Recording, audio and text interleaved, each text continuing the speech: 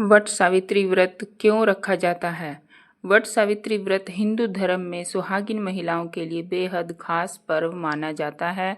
यह व्रत हर साल ज्येष्ठ मास की अमावस्या तिथि को रखा जाता है। मान्यता है कि इस व्रत से पति की लंबी उम्र होती है और दाम्पत्य जीवन में सुख समृद्धि बनी रहती है। इस दिन महिलाएं पूरे दिन व्रत रखती हैं और वट वृक्ष की पूजा करती हैं। पौराणिक कथा के अनुसार माता सावित्री ने वट वृक्ष के नीचे ही अपने मृत पति सत्यवान को यमराज से वापस पाया था। तभी से वट वृक्ष की पूजा का विशेष महत्व माना जाता है।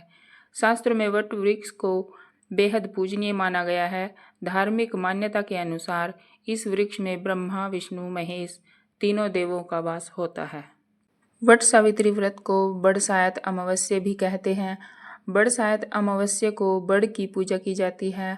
पानी, मौली, रोली, चावल, गुड़, भीगा हुआ चना, फूल, सूत मिलाकर बड़ पर लपेटते हैं और फेरी देते हैं।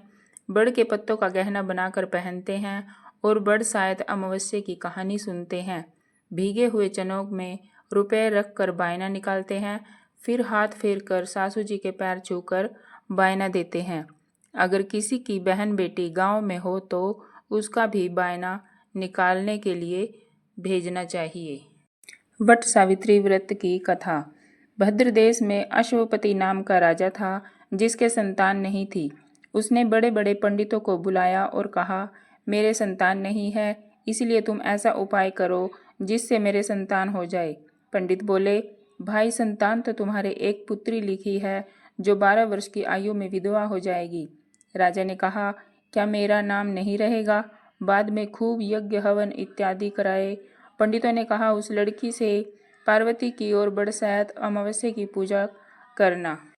यज्ञ होम कराने से उसकी स्त्री गर्भवती हो गई तो पंडितों ने उसकी जन्मपत्री देखकर कहा कि जिस दिन यह कन्या 12 वर्ष की होगी उस दिन इसका विधवा हो जाने का योग है, इसीलिए इसे पार्वती जी और बरसात अमावस्या की पूजा कराना। जब सावित्री बड़ी हुई तो उसका विवाह सत्यवान के साथ कर दिया गया। सावित्री के सास ससुर अंधे थे। वह उनकी बहुत सेवा करती थी और सत्यवान जंगल से लकड़ी तोड़कर लाया करता था और सावित्री को मालूम था कि वह जिस दिन 12 वर्ष की होगी उस दिन मेरे पति की मृत्यु हो जाएगी। जिस दिन वह 12 वर्ष की हुई उस दिन वह अपने पति से हाथ जोड़कर बोली, आज मैं भी आपके साथ जंगल में चलूंगी। सत्यवान बोला, तू मेरे साथ चलोगी तो मेरे माता पिता अंधे बाप की सेवा कौन करेगा? वह कहेंगे तो तुझे मैं ले चलूंगा। फिर वह अपने सास ससुर के पास गई और जाकर बोली कि आप कहें तो आज मैं जंगल देखने चली जाऊं। वे बोले, बहुत अच्छी बात है, चले जाओ। जंगल में जाकर सावित्री तो लकड़ी तोड़ने लगी और सत्यवान पेड़ की छाया में सो गया।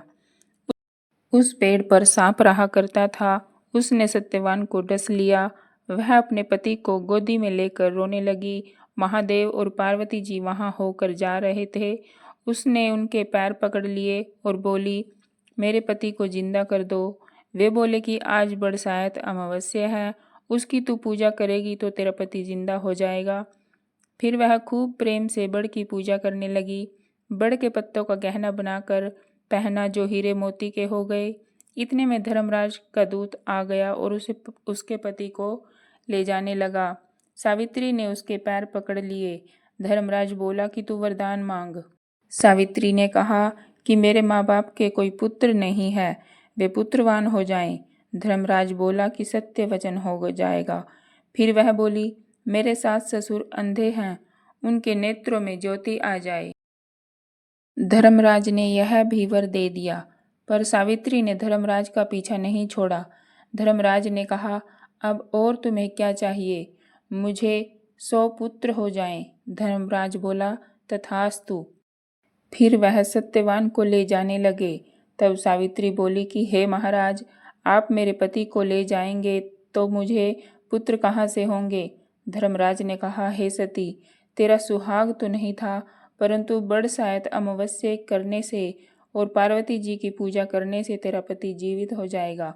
और सारे में ढिंडोरा पिटवा दिया कि कहते सुनते जेठ की अमावस्या आएगी जब वट वृक्ष की पूजा करना और बड़ के पत्तों का गहना बनाकर पहनना।